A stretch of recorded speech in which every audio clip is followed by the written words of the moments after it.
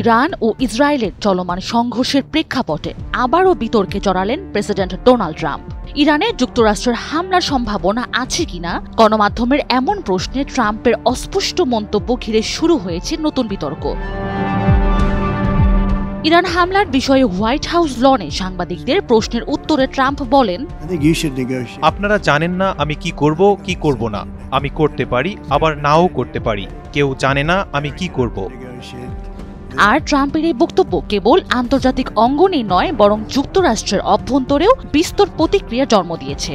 অস্পষ্ট এই বক্তব্যের পাশাপাশি ইরানের আলোচকরা হোয়াইট হাউসে আসার ইঙ্গিত দিয়েছেন বলেও জানিয়েছেন ট্রাম্প।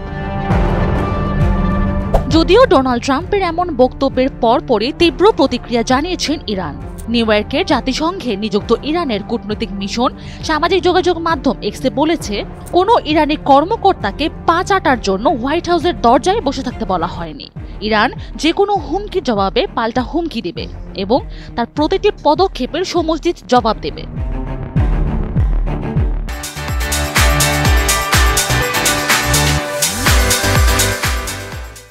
এদিকে এত কূটনৈতিক বাকবিতণ্ডার মধ্যেই পরিস্থিতি আরও উত্তপ্ত হয়ে ওঠে বুধবার রাতে।